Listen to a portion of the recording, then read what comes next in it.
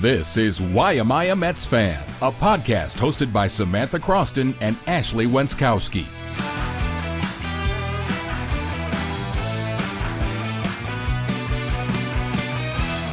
What's up, everyone? Welcome into another edition of the Why Am I a Mets Fan podcast. I'm Samantha Croston, that's Ashley Wenskoski, and we are two Syracuse-based sports reporters with this baseball podcast for all of you. Thanks so much for joining us. Have a packed show today. We're going to be talking about the Devers trade, of course. We're also going to be talking about the Mets enduring their first sweep of the season. That's almost hard to believe, but it happened. Hi, Ashley. How are you doing? Hi. Well, I was doing better this weekend before the Mets had the disaster class of a lifetime against the Tampa Bay Rays. Even with a team as good as the Mets, like, you know that this stuff is going to kind of, happen throughout the year, right? You're going to get swept at some point. Yep. It's nice that you made it till June, but it is going to happen. Of course, I know they swept the Nationals right before this, so it's not all bad in Mets land. They're still in first place, the whole 9 yards. That's my disclaimer for an episode that I'm going to have a lot of ranting and raving. Specifically, you all know what's incoming. Tylor Megill has once again failed me. Yeah, some pretty unfortunate things have been happening in the pitching stratosphere, and that's what we're here in part to discuss with all of you today. Let's get into this Rays sweep and just talk about a couple things. Sure. Friday, the Mets lose 7-5 after Mendy pulled Clay Holmes, decided to give Paul Blackburn some work in a 5-1 lead. And let's just say some things happened after that were not so fortunate. Yeah, Paul Blackburn had the meltdown of a lifetime, and then the bullpen behind him didn't do much better, Kranick notably. Also, the Mets, they scored 5 runs in that game, but they had the bases loaded 7 times, and they were 2 for 14 with runners in scoring position. So the runners in scoring position issue truly does persist. But the pitching had been sort of what was holding that together. You know what I mean? The pitching had been so good for so long that you could survive the fact that your team really struggles in clutch situations. Not so much this weekend. It actually is ironic, and we're going to go through all of it. So Clay Holmes did a fine job on Friday. It was really Paul Blackburn that did them in. And we're going to get to Tylor and Canning on Saturday and Sunday. But this is ironic that Kodai Senga gets hurt, which we'll also talk about because we haven't touched on that yet. And everybody's like, oh, they'll be fine. The rotation will survive it. They've been so good. And then subsequently, because this is the New York Mets, 3 days in a row, we have meltdowns out there on the mound. It's so ironic because literally last week, 7 days ago, I sat in this same chair and I said the Mets starting pitching has been keeping them in games night in and night out, and they were out to disprove that this fine weekend. And the problem is, now you're really going to start to see all of these other blemishes more and more and more. This was a very discouraging weekend for me, I have to say. And I know that something was in the water. Something was off. This is not the normal Mets team that we all know and love so far this season. But the runners in scoring position, right? That has been an issue since the start of the season. I see here you have the stat written down that the Mets had the bases loaded 7 times in this game, 2 for 14 with RISP. That makes me feel very concerned for the future. Like, at some point, if the pitching is going to wobble a little bit here, then we need to rely on our hitting. Yeah. I'm not feeling so good about that. It's also a distinct, irony. I don't have the stats here, from last season, but everybody knows if you follow this team in 2024, the NLCS run, they were so good in the clutch. 2 outs, runner on second, third, they were scoring every single time. It was almost magical. And to see that this team is not, I know it's June, but to see that this team is not showing those same attributes does worry me a little bit. Because that's what you need when it really comes down to it, right? Like postseason baseball, that's the kind of stuff that's a little bit alarming. But we're not there yet. Saturday, the Mets lose 8-4, and this is where the Tylor Megill rant is really incoming. 3.2 innings pitched, 6 runs, only 3 of them earned, 5 strikeouts, 2 walks, and 1 home run. What do you have to say about that? This was a good old classic, old time, old friend, Tylor Megill, retro. Disaster class. It was retro Tylor, and I mean that in the least positive way possible. Listen, all I have to say is I was gaslit at the beginning of this year into thinking that Tylor had possibly turned a corner. I wanted to believe. I felt good about it. I felt like maybe we had gotten somewhere. The Mets pitching lab had, had its magic dust all over Tylor. I am feeling as though I was gaslit into believing that was true. The same old, non-competitive, his stuff in this game was bad. I know 3 of the runs were unearned. That was sort of because he he led to that himself. I mean, he had an error. It was just an all-around disaster. The New York Post had a heater of a line that said after Megill lost Caminero, I think it is, the fourth inning leadoff hitter, to a 7-pitch walk, Mendoza took the ball from him, and boos followed a head-down Megill every step to the dugout. And something I liked about this game, even though I did not like the 8-4 loss, was that Carlos Mendoza on the SNY postgame that they stream was very candid. He said, quote, "I feel like there was a lot of non-competitive pitches, especially the secondaries. He lost it there, pretty much." Pretty much. Carlos Mendoza was not mincing words out there about Tylor, and honestly, I like to see it because it wasn't just this game. Tylor has been sort of on a gradual downslide for his last 4 or 5 starts. I love the line. That really is beautifully written. The head down, Tylor Megill. That's the sort of thing that concerns me, I think, when I think about him and what's to come in the future. I will say, I don't think that this particular start erases everything that he did in the beginning. I do think that he had a nice start to the year. And I don't know that you were gaslit. I feel that there were certain changes. I was gaslit. Yeah, she's gonna say that she's gaslit. Everybody guilted me into changing my opinion. No. I'm just gonna feel how I feel about Tylor. I'm so sorry. And it's fine. I know she's saying everybody. I did push her to be a little more positive in that arena because I really thought that we needed to kind of judge it objectively based on the starts. But obviously, any objective person would look at it and say it was trashy. And the other thing is, the part of that sentence that you just read, genuinely, that sticks out to me is head down.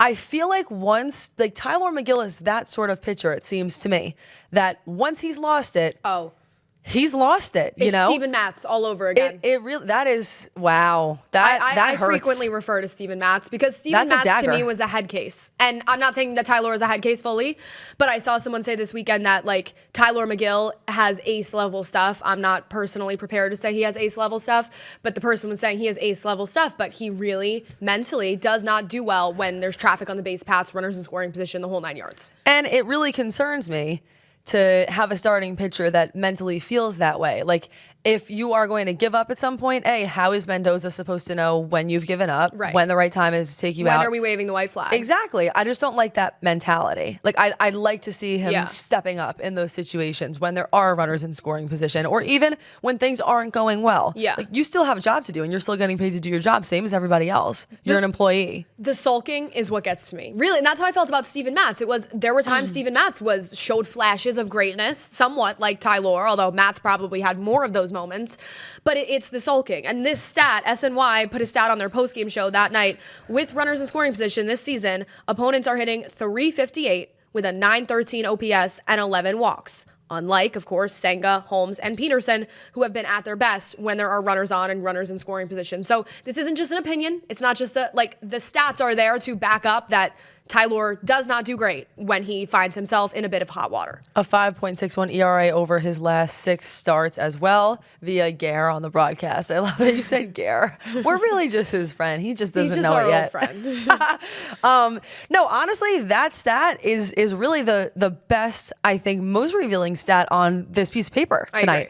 It is just, it's concerning because, again, I actually think that hitters, I don't think that hitters and baseball players are really like so wrapped up in the stats, but I think that a hitter can walk up there and feel if a pitcher's nervous or not. Yeah. You can look into a pitcher's eyes. Like, I feel like Juan Soto is a good example of that, right? He's shuffling at you if he knows he's got you. He's staring you down. Oh, yeah. It's the whole works. I mean, you're up there for enough time that you can really get into someone's head. You can fuck with them mentally a little bit. Yeah. And I don't feel that in those kinds of mental battles, Tylor Megill is really ever going to come out on top. I think people can sense and batters can sense that he's nervous. I agree. And it seemed like, we're talking so much about how it seemed like he turned a corner at the beginning of the year in the whole 9 yards.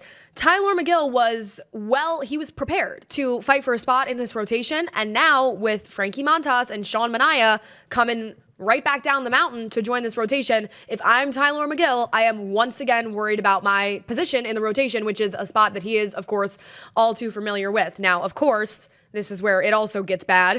It only gets worse when we're talking about the pitching. This is where it gets tricky. Worse. Let's take you to Syracuse. No, literally. Let's take a journey down to Syracuse. So you might say, naturally, that, the Mets are going to have to make some decisions when Manaea and Montas come back, so maybe Tylor is a goner. Well, yeah, but Montas has been a mess, okay? We sat here after the first Syracuse start, the second Syracuse start. We were like, oh, it's equivalent to spring training. He just needs to warm up. The third Syracuse start, might be the fourth, but I think it's the third, was this past weekend.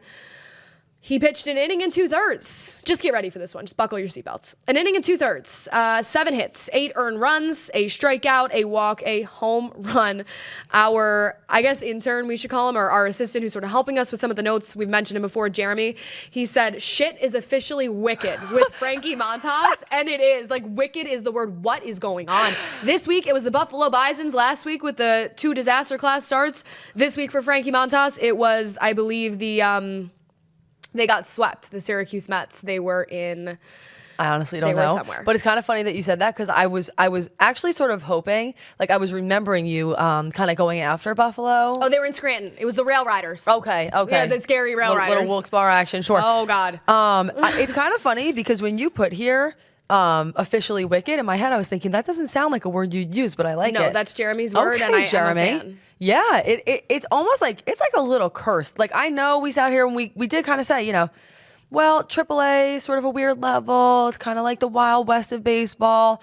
At some point, 8 earned runs in an inning and 2/3. I mean, God throw help me out him. there. Literally. I played softball for a minute. So did I. Throw out the fan sitting in the first row drinking a beer. Is he going to give up 8 earned runs in an inning and 2/3? No, like how is that even possible? Oh my God. That is crazy. It is the Scranton Rail Riders. That is position player stuff. I don't know what is going on. Yeah, so anyway, don't, you know, throw Tylor Megill out to the wolves just yet because that's genuinely the situation that we're dealing with. I may also add that Manaea also had his first high A Brooklyn start.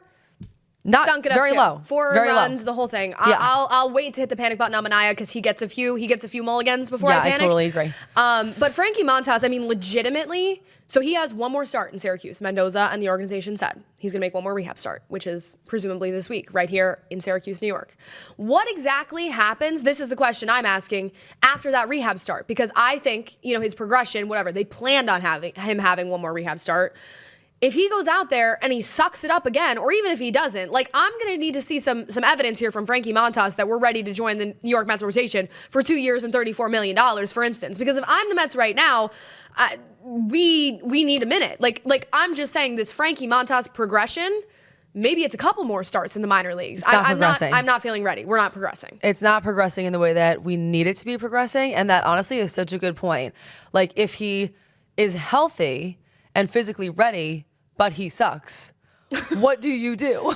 And he's going to be the minor league's highest paid pitcher this season in AAA Syracuse. No doubt. Whipping around in some sort of Maserati or something because he makes more than everybody else. Crazy. Yeah, so Montas is a mess, and we'll keep you informed, but it's really not going well. I think Manaea, you know, relax. I'll give Manaea Manaea is going to be just fine, and he's going to be really needed. But again, and we'll talk about that in a second, but to have, you know, Manaea, on the way back, and then Senga out, they can never catch a break. Like the Mets pitching staff is never fully healthy at the same time, and it's honestly so effing annoying. And it's so crazy because at the beginning of the season, we sat here the offseason, we were like, what is David Stearns doing stacking all these pitchers? I mean, we have a glut of pitchers, and it's Senga's hurt, Blackburn's, I mean, it's a mess. We're going to have to see what they do with Montas, and now Senga's hurt, so I guess that helps you again, right? But you got Montas, you got Tylor, you got Paul Blackburn is like bitching to SNY that he's like pissed that he's not in the rotation anymore. Like, there's a few problems. Enough. Enough. Paul, please. Just to recap it really fast, Father's Day, not a gift to any Mets fathers, but the Rays fathers, good present. The Mets lost 9-0. 9-0. Can I just paint you all a picture? So my father, who's been on this podcast before, my plan was, you know, a little happy Father's Day. I'm doing the sports cast here in Syracuse, New York. And I was like, really nothing else to talk about on this fine Sunday. We'll do some Syracuse Mets, some real Mets, and I'll throw in a happy Father's Day at the end of the... It was a nice tribute, guys. It was really nice job. I thought it was nice, except for the fact that the Mets lost 9-0. So imagine me having planned that earlier in the day, seeing with what I was working with, and then being like, the Mets suck, but anyway, happy Father's Day, Dad, and like, thanks for the lifetime of Mets fandom. Honestly, it was fitting when you really think about it. I was gonna say you should. I mean, at that point, you're showing like 20-second highlights. You're just blowing up this trip. This little like Happy Father's Day is like a minute long because because no one needs to see that. No one. 9-0. Nobody wants to watch that. I hate when you're going to go out there and roll highlights and like the Mets sucked ass and you're like, what am I going to show here? Well, with any sport, you get to, now we're just talking about So bad. broadcasting, but when you get to a point, aka 9-0, like I'm not doing highlights of a 9-0 I'll talk over it and tell you what happened, but it is not highlights. Let's just specify. It's lowlights at that point. Anyway. Yeah, Canning on Sunday, another rough trip around the sun, 4 1/3, 4 hits, 6 earned runs, 5 walks. He had nothing. The Mets also had 5 hits, so it was just a mess altogether. But a Canning backslide, for all we've talked about him being really good to start the year, is on the horizon. He was so good in his first 8 starts. He had a 2.36 ERA, and he has been so bad in his last 5. 6.75 ERA in his last starts. So also concerned about add Griffin Canning to the concerned list. Yeah, the concern list is growing larger and larger each day. And I will say, I don't know if this makes you guys feel more concerned or less concerned. We have a little weird Rays stat here, which reads the Mets record has dropped to 5-16 against the Rays since 2015. They've won 1 series in that span. Yeah. I honestly do actually really buy into stuff like that. I think sometimes teams just don't play well against certain teams. So if this is all that was, and we just needed to move past it, so be it. But I have to be honest with you, I'm sitting here now telling you that I don't have that feeling like this was a one-off. I'm feeling like all of a sudden you're going to start to see, oh, there are some holes in the pitching rotation. Yeah. We are going to need to switch a few things up here. And the good news is, right, compared to a spot like last year, you're not crawling and fighting your way back and every game matters. Like you said, they are still in first place by a few games, I believe. Yeah, that's it's a great good news. spot. Yeah. But as a Mets fan, you just never can feel too comfortable, even in that position. You just can't. This series for me, and I want to shout out our commenter who's been here since the beginning of this podcast, Elephant 2024. He is our Rays fan. He is in every episode. He's in the comments, and I appreciate you because I know that you're the Rays fan. Like when I think about the Rays, I think about him now. So hope you had a great weekend, Elephant 2024, because we did not. And I hope you enjoyed our Rays recap. But yeah, I mean, I'm not going to hit the panic button over one series. But in short, like this was the first series of the season that we've seen the Mets be actually non-competitive. Like over these 3 games after they took out Holmes at the beginning of the game on Friday, I mean, they were a mess. It exposed their really big holes. The pitching faltered completely, and we saw what the result of that was. They were outscored 24-9 over the 3 games, and they left 12 runners on base each on Friday and Sunday. It exposed the runners in scoring position problem as a really large hole. And so while I'm saying I'm not ready to hit the panic button yet, does this seem like with some pitching problems now that it could continue to become a trend? Yes, it does. And like you said, it's just funny to think about the fact that that has been an issue since the beginning of the year. But it's almost as though it didn't really matter because enough things were going right. Yeah. We're here to tell you on this podcast, it matters now. Oh, and it has to be fixed. Right. And because this is just the day in the life of a Mets fan, they still, even after this weekend, have the best pitching ERA in baseball. So whoever's going to come in the comments and say that we were bitching about this and they have the best ERA in baseball, yeah, we still know that. But We understand that. It's just day in the life. But we need to also be realistic, and we have trauma bonds to this team. So just let us live and do our thing. Anyway, Kodai Senga is hurt. Really, really unfortunate situation. He was one of the people who I felt the most confident about. But on Thursday, he ripped his hamstring after leaping for an Alonso errant throw to first. Were you a little mad just thinking about that situation? Like, it's like, I feel like it's like when your kid hurts your other kid, and it's like, at the end of the day, I still love you both, but I'm pissed off right now.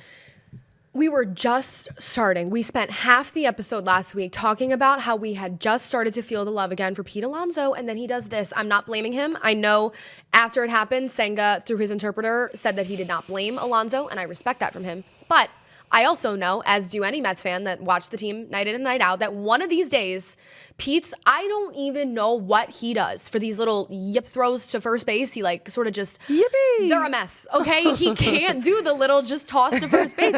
If I'm Pete Alonso and like the Mets infield coach, I am going out there every single day with Pete and just making him a lob to first base. He can't do it. And one of these days, you knew that the high throws, the low throws, they're usually high, was gonna get somebody hurt. Yeah, I actually agree with that. And it's like, what do you do? Because a part of me wants to be like, just throw it regularly. But when you're so close, I feel like sometimes you just can't. Underhand doesn't make toss the sense. ball normally. Like, I don't even know what he does. I don't know either. I get it that it's an awkward throw, but surely somebody on the staff, that's one of those things where it genuinely is like a back to basics, practice makes perfect kind of thing. You need reps. You need reps on that. That's what I'm saying. If Genuinely. I'm the Mets, I'm sending him out there, go do it for half an hour before each game. I don't know. Yep.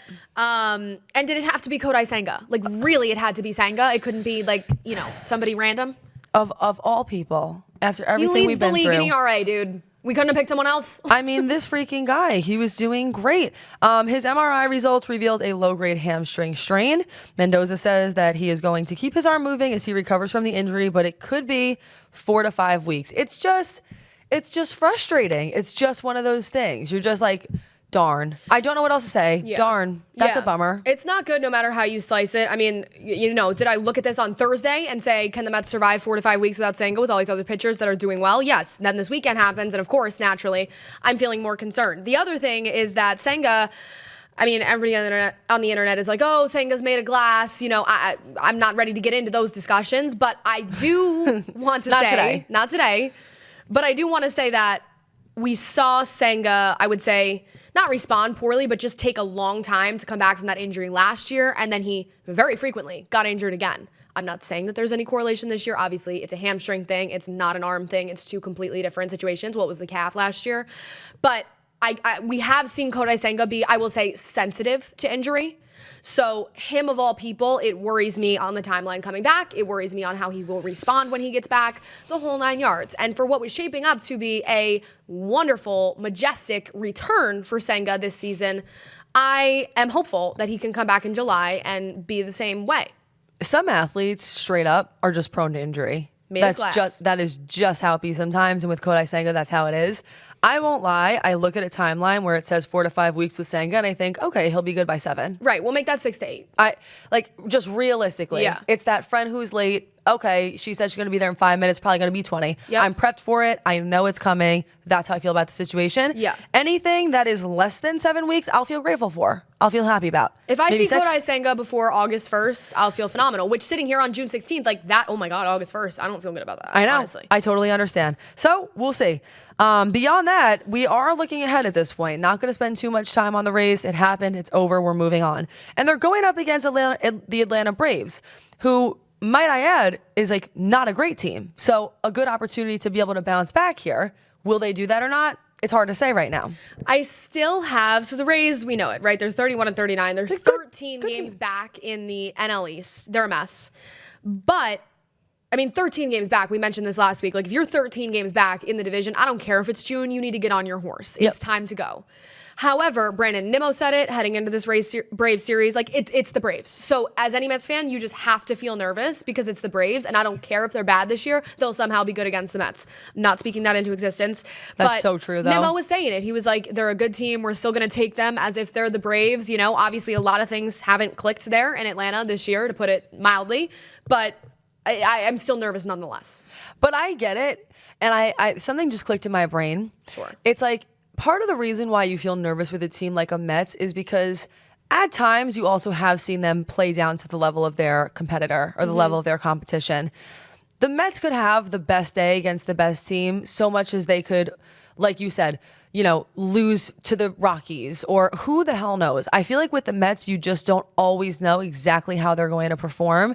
And with a team like the Braves, again, if the Braves really need to saddle up here and get a move on, then the Braves are the ones who have that pressure on them. But I think that actually might be a good thing for Atlanta. Like, it means that there's more in it. Yeah. I sometimes wonder if with the Mets, there are certain days where they just get a little bit too comfortable. I almost like seeing the Mets in an underdog position more than seeing them at the top of the leaderboard. I agree. Because I don't know if you'll agree with me about this or not. I know the Mets have hung out and spent a lot of time at the top of the NL East, and yet I still just know that when it comes down to it, at the end of the regular season, it's gonna be a battle with someone. We've seen it, the collapses. We've seen it before with the Braves.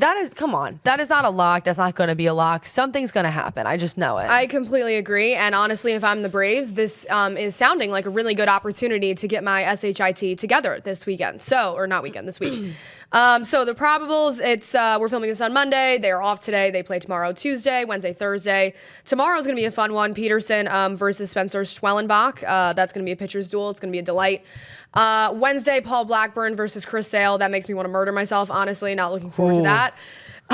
Blackburn, by the way, they have put him in the rotation. I know I said that before. They have put him back somewhat, seems sort of temporary because he was, again, unhappy. And then Thursday, Clay Holmes versus Bryce Elder. So we'll see what happens. Obviously, like I mentioned before, the Mets still have the lowest team ERA in baseball at 2.97, and the Braves are 12th at 3.76. So obviously, the Mets pitching has far and away outperformed the Braves pitching throughout the first few months of the season, but it's the Mets. You never know. Yeah, and again, the stats mean something.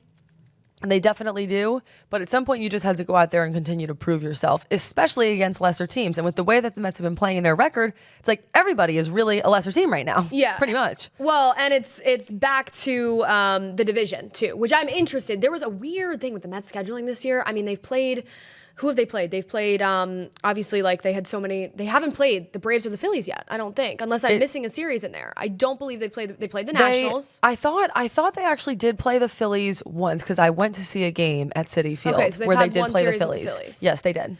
They played the Nationals, obviously, but haven't seen, and then the Marlins, like, don't exist. I just struggled to. Yeah, no, I understand. But the Braves, because they're playing the Braves again. Like, yeah, it's Braves, soon. Phillies, Braves. Braves, so Phillies, I'm Braves. very interested, obviously, in the next 3 series because we really, for all the Mets have been, we have not seen them much interdivision, and the Phillies especially could be a problem. So I'm interested to see it. And honestly, when you think about the division, like I want to see Braves, I want to see Phillies. Those are good games. These are important games, and both the Mets and the Braves know that, as well as all the fans. So we'll see what ends up happening.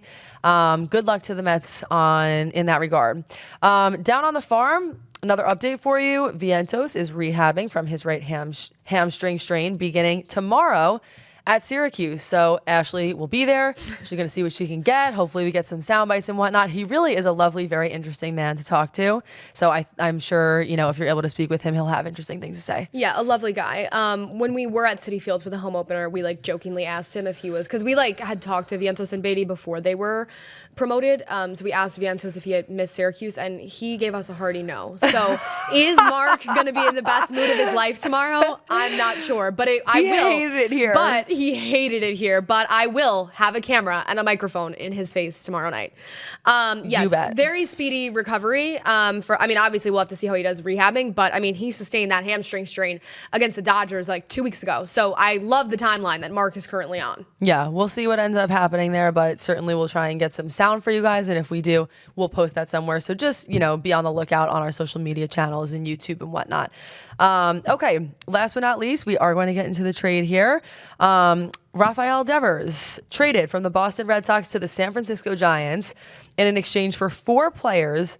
It was out of the blue Sunday night, rocked the baseball world. Yeah, it was a classic Sunday night baseball bombshell. Also, I should add, the Giants were playing on Sunday night baseball, so that was some really good TV. They were asking, they had the Giants players mic'd up. They were like, did you hear about the trade? How do you feel? It had happened an hour ago. It was awesome. I was really enjoying it. This is, preposterous. It is confusing. There's a lot of ways to look at it, and that's why I wanted to talk about it, because we like to talk about things that are this magnitude that happen in the baseball world regardless, but oh my God, this was Devers' time in Boston. Let's just start there. Had been so controversial, right? They signed him to the deal, the 10-year, $313 million in January of 2023. He has $250 million left on it, which the Giants are now going to pay. They basically signed him to be their franchise guy, right? And then we really saw it go awry. He kind of was not interested in that role. Obviously, the big problem was that they wanted him to play first base. He said, he's a third baseman. Then he had moved to DHing. It was a whole positional argument. And when they signed Bregman, obviously he didn't want to move to DH. He was very publicly saying that he didn't want to do that. And then when Cassis went down, he refused to play first base. This guy was like, I am a third baseman to hell or high water with you. And the irony of that is, of course, the Giants have an all-star third baseman. So where is this going in the future? Right. I must say I'm not sure. Not completely sure. He had been in the Red Sox organization ever since they signed him in 2013 at the age of 16. So really kind of a remarkable situation that you were seeing here. How do you feel about it? Do you like this trade when all is said and done? My initial reaction, because some of my family members and actually my friends from Boston are Red Sox fans. So and I will say, I frequently feel like, I don't know if any other Mets fans feel this way, I feel like the Red Sox are my AL team. I have an affection for the Red Sox. My grandpa was a Red Sox fan, so I always rooted for them because of him. Yeah. But I have to say, I feel the exact same way. I also went to a playoff game in 2014, I have to say. Oh. That was the best baseball game I've ever been to. As far as any team in my entire life. There will be some baseball nerd who knows which game it is. I am sorry that I'm forgetting at this moment, but all you need to know is that it was a playoff game in 2014 and the Boston Red Sox were down. I don't remember who they were playing, but maybe by like 3 runs. And in the 8th inning, Big Papi went up there and he hit a grand slam. And there's this really, you know what I'm talking about? And there's this famous photo of a police officer who obviously lives in Boston and is a Boston police officer. And he's like this, woo! And the outfielder is falling over the wall. It wasn't the stuff after the Boston bombing, right? That was regular season. That wasn't playoff. I don't think it was that, but can somebody, I know that you guys know what I'm talking about, so tell me in the comments. It was absolutely the most electric, really sporting event I've ever seen in my life. And what an amazing ballpark, let me just say too. Oh, it's a delight. I mean, it's a really good experience. Yeah. I feel maybe other Mets fans feel like this. I feel akin to the Red Sox because we have the shared Yankee hatred. It feels like the Red Sox they have a much more storied history and much more success, but sometimes it feels like they're the Mets of the NL in terms of the Yankees thing. So anyway, so I was further intrigued by this because the fact that it was the Red Sox, but my initial reaction was, I cannot believe the haul that they got for this. So they get 4 players. They get 2 pitchers, righty Jordan Hicks, lefty Kyle Harrison, 2 prospects, James Hibbs and Jose Bello, some former first-round picks in there. To me, I mean, why now? I know what happened with Devers. I know it was controversial. I know he seemed like, honestly, a cancer in the clubhouse, and they were just looking to get rid of him. But wait till the deadline. Wait until somebody's hurting. To me, this was giving up all your cards and showing all your cards. And for what? Not that the haul is bad, but I think it could have been much better. Wait until the deadline, until someone's in an urgent situation and needs Rafael Devers. What are we doing? I completely understand that. I want to just read this quote that we have from Jeff Passan. He said, "The Rafael Devers to San Francisco blockbuster has executives across baseball confounded.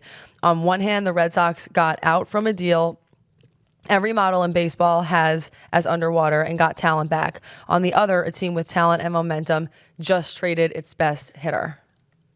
Imagine being a Red Sox fan. You just sweep the New York Yankees this weekend. You're feeling mighty fine about yourself, right? Awesome. You're in a spot where you could be competitive down the stretch if you pull some of the right strings. For the first time in a long time, I should add. And then you trade your best player. It's June. It was really the timing of it, I think, that has people so confused right now. And I have to say, for Red Sox fans, I really just do feel terribly. On the other hand, this is something we didn't really talk about so much yet, but I'd like to bring it up. I feel happy for the Giants right now. Well, same. Buster Posey's really out there pulling some strings. Wow, and I feel like for a while, the narrative around the Giants is that they would sort of be half in, half out, 1 foot in, 1 foot out when it came to really trying to improve and going all in on some of these big trades and big deals. The Giants right now have a record of 41-31. They are 2 games behind the Dodgers, and they sit at 2nd place in the National League West. All of a sudden, that's competitive. That really is competitive. I mean, It's been a competitive race, but still, the Padres 39-31. I like the way that that's shaping up. And quite honestly, if you're a Mets fan, you're just sort of rooting for the Dodgers to feel a little bit more nervous throughout the course of the regular season. You really are, I agree. It was great timing for the Giants. And if you're a Dodgers fan listening, which I know we have some of, if I'm a Dodgers fan, I obviously don't like it, right? This is making the NL West now all of a sudden more competitive. The Padres are always in the mix, and the Giants are really trying to throw their hat in the ring to be one of those teams. So by no way, shape, or form do the Dodgers have the NL West locked down. To me, it's just, in terms of Devers himself, it's just curious. We have some stuff here, and I won't read all of it, but the feeling around the Red Sox was just that he wasn't ready to take on that, face of the franchise role. And for $313 million, I'm probably going to need you to do that as the face of the franchise that we just signed. The stuff with over where he plays, that was a mess. And then David Ortiz, obviously always going to be the face of the team, confirmed that today. He said on Instagram Live that he offered his assistance and guidance to Devers multiple times during his time in Boston, and he rarely heard back from him. He never showed interest in learning how to get better as the face of the franchise. Look, we sit here sometimes and we say that Juan Soto, there are some guys that don't like that, right? Maybe Juan Soto's not interested in being the face of a franchise, and the good news for him is that he has Francisco Lindor to take on that role. But I just said for $313 million, I'm going to need you to do that. We're not going to make this about Juan Soto, but for 765, I'm certainly going to need you to do that. So I think it's a broader point about you can have the debate and the discussion. Are they just an athlete? Are they just a player? Does it only matter what they're, because he was certainly, doing fine on the field. But the Red Sox signed him to be that guy in Boston, and he was not interested. He said, I'm all set. And it is sort of tough, though. I sort of see it from both sides in a way, because you say with Juan Soto, like, I'm certainly going to need you to do that for $700+ million, but I still don't really feel like he is the face of the franchise. I feel like he is completely comfortable and content to just be a player. He's sort of a leader, but if anything, it's leading by example. He's not really a vocal leader. He's not really somebody who I think at this point in time the Mets depend on the way they would a Lindor or even an Immo. Or Alonso. Or Alonso, for that matter, quite honestly. And everyone, including ownership, including the general managers, including whoever, seem to be okay with that agreement. I think that's because there's other guys. I think the problem in Boston was, and then you have the whole, we haven't even said it yet, the whole Mookie Betts post-traumatic stress that they have over there.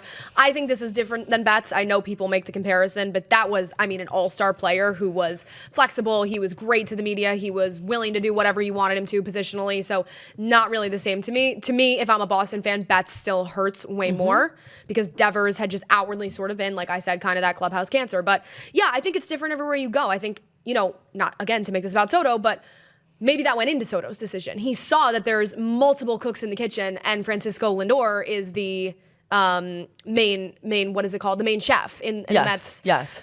Again, at the Yankees, he knew that there was Aaron Judge and that there were other. So maybe Soto, maybe a place like Boston, which I should add was quite interested in Juan Soto, wasn't desirable to him because he saw the situation. Which it is interesting. It definitely goes back to player personality. And I guess on the other hand, when you think about a guy like Devers, the thing you'd have to know is, like you said, Juan Soto could look at that situation, see what kind of guy that the Red Sox would want him to be, chose not to go there, and I'm sure there are a host of other reasons as well. But you'd have to think with Devers, like, he knew going into it that they wanted to make him the face of the franchise. If you weren't interested in that role, who is the onus on to make sure that those conversations were picked apart earlier? Totally. Either Devers needed to be more honest and more open, saying, honestly, I'm not interested in that, or that's too much responsibility for me, or the people who are interviewing him have to really kind of take a good look at the situation and be like, not hopeful for what he may become, but looking at the person who he actually was and seeing, was he built for this job or not? Because the answer was no, ultimately. And it sucks, right? He was their homegrown star. He had all the makings of being the guy. Sure, give him all of our money if we're the Boston Red Sox, because it fits every bill, except for, I guess, the personality one and the appearances one and the public. Everything you have to do in that role. We've talked about it. And that matters, you know? Yeah. Like, I get it. At the end of the day, what you're really paying a player for is their on-field performance. But don't tell me that does not matter, especially when times get a little rocky, especially when times are tough. Like, you need leaders and captains and culture on a team for it to be successful. They do not have that right now. I know. Honestly, my final thoughts on the Devers thing is that I still think it's curious for Boston, because no matter what was going on there, like, to trade your best player when you're trying to get into a wild card race is still odd, no matter how you slice it.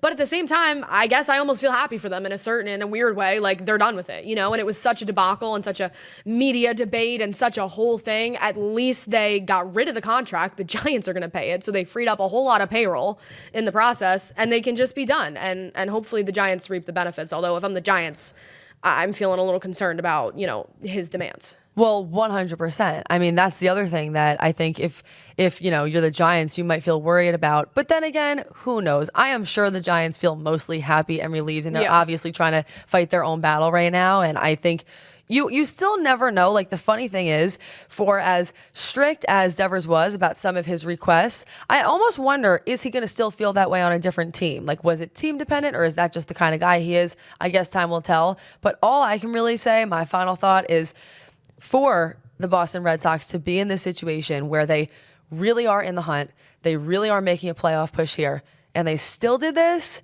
damn, behind closed doors, it must have been really bad. I agree. My prediction, which we don't know, is that it just got to a point with the Red Sox front office and organization that it was time to cut ties. I agree. Anything else that you want to say about the Mets or baseball in general before we get out of here? Nope. I think it's time for us to cut ties with this episode. Thank you all so much for watching. Ashley says it's time for us to go back to Good night. work and go back to our real jobs. Thank you so much, folks, as always, for following along. Be sure to like, comment, and most importantly, subscribe. I know you all see it. Road to 10K. We're almost there. Thanks so much. We'll see you back here when the next big thing happens.